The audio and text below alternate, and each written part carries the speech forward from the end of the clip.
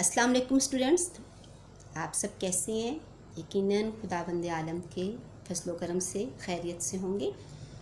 हमने पिछले लेक्चर में लेक्चर नंबर 21 में सबक नंबर 11 मेरी आवाज़ सुनो पढ़ा था और उसका सवाल नंबर 1 किया था, सवाल नंबर 2 और 3 किताब के ऊपर किया था।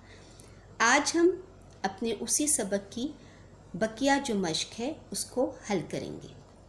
सवाल नंबर 4, इन अल्फाज और मुहावरात को जुमलों में इस्तेमाल करें। पहला वो कह रहे हैं हुलिया बिगाड़ना, मतलब मैंने आपको बता दिया था कि ज़ाहिरी शक्ल सूरत को ख़राब कर देना। ज़ेरे आप पानी के नीचे, आहें भरना, रोना, फरियाद करना, रवा दवा जारी चलते रहना, दूभर होना, मुश्किल हो जाना, कानों के पर्दे फट जाना, बहुत ज़्यादा शोर होना, बेतहाशा बहुत ज़्यादा, कान पर जूना रेंगना, बिल्कुल असर ना होना, मौत के मुंह में जाना यानी कि किसी हादसे या किसी मुसीबत की वजह से मर जाना, रवा रखना, जायज़ रखना, हाथ जोड़ना, माफ़ी मांगना, परवान चढ़ाना, परवरिश करना या उसको बड़ा करना। इनके आपने जुमले बनाने हैं, जुमलों में इस्तेमाल करना है। अब सफ़ा नंबर 61 पर आएँ। सवाल नंबर 5 है आपका, इन अल्फाज के मुतज़ाद लिखें। मुतज़ाद उल्ट। बिगाड़ना किसे कहते हैं? ख़राब करने को कहते हैं। तो आपने इसका मुतज़ाद क्या लिखना है? संवारना। आह गम के वक्त बोला जाता है, खुशी के वक्त क्या बोला जाता है? वाह। ज़मीन का आपको आता ही है कि ज़मीन, आसमान, शोर, खामोशी, आलूदगी, पाकीज़गी, कसाफत, लताफत। कसाफत गंदगी को कहते हैं, लताफत नरमो मुलायम खूबसूरती को, जालिम रहमदिल। अब वाहिद की जमा और जमा के वाहिद लिखने आपने। इजाद वाहिद है, अद्वियात कौन सी है वो भी जमा है, ख़तरा ये वाहिद है, तदाबीर जमा है और नुकसानात कौन से हैं वो भी जमा है। अब उसके बाद आप आगे आएँ तो सवाल नंबर 7 है कि एराब की मदद से तलफ़्फ़ुज़ वाज़े करें। पहला है असर, हुस्न, निशान, दर्द, बर्क, गारत, फ़ख्र। ठीक है। फिर उसके बाद है सवाल नंबर 8, ज़मीन ये मानने को तैयार नहीं कि इंसान ने तरक्की की है, क्या आप ज़मीन की इस राय से इत्तफ़ाक़ करते हैं? ये आपने पैराग्राफ की सूरत में लिखना है कि वाकई ज़मीन ठीक कहती है, इंसान ने जो तरक्की की है उसने ज़मीन की खूबसूरती को ख़राब कर दिया। जो भी है वो आपने एक पैराग्राफ की सूरत में इसका जवाब लिखना है। फिर सवाल नंबर 9 है दरख्तों के फ़ायदे लिखने हैं। जितने भी दरख्तों के फ़ायदे हैं कि उसके साए में हमें बैठने को वक्त मिलता है, ठंडक होती है, धूप की वजह से हम दरख्तों के साए में पनाह ले लेते हैं, दरख्तों से हमें ऑक्सीजन मिलती है, फल मिलते हैं, लकड़ी मिलती है, यानी कि जो कुछ भी बारिश बरसाने का बायस बनते हैं, जो भी दरख्तों के फ़वाइद हैं वो आपने, इसकी लकड़ी से फर्नीचर बनता है, वो आपने एक पैराग्राफ की सूरत में आंसर लिखना है। सवाल नंबर 10 है ज़रा और ज़र्रा। ज़रा कहते हैं थोड़ा सा और ज़र्रा कहते हैं दाना।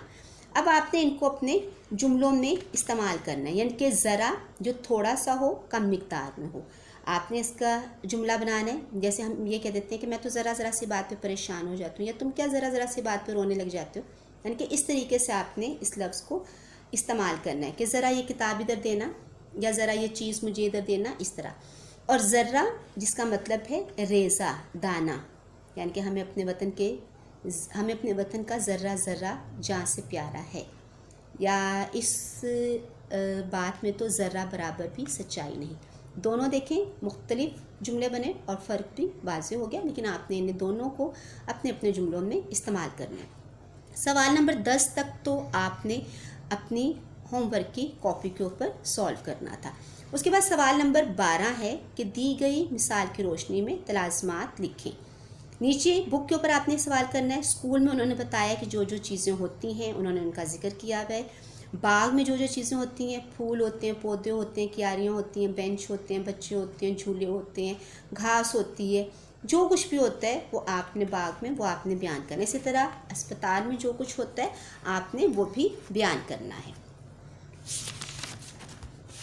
अब आ जाएं इसकी स्लीव्स की तरफ। सवाल नंबर इसका है कि आपने स्लीव्स करनी है। सफ़ा नंबर 56 है, लास्ट पैराग्राफ है। फिर यूं हुआ कि हज़रत इंसान ने मेरा हुलिया बिगाड़ना शुरू किया।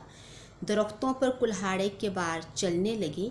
ये दरख्त काटने वाले कितने बेदर्द होते हैं, उन्हें इस दर्द का एहसास क्यों नहीं होता जो कुल्हाड़ा चलने से मुझे होता है।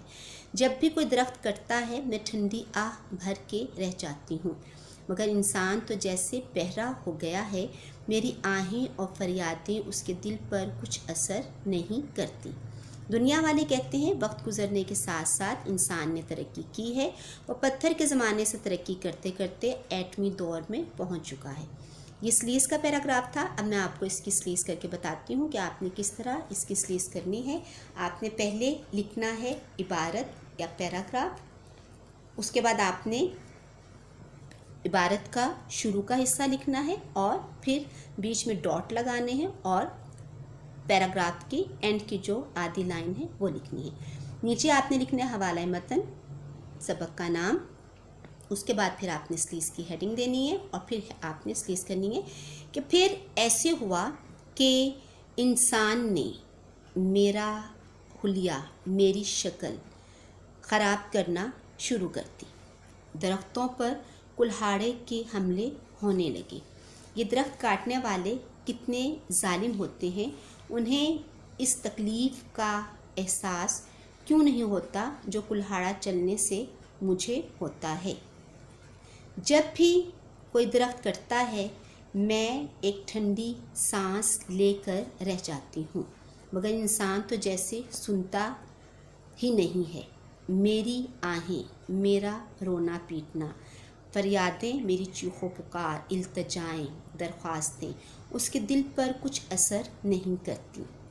दुनिया वाले कहते हैं वक्त गुजरने के साथ साथ इंसान ने तरक्की की है।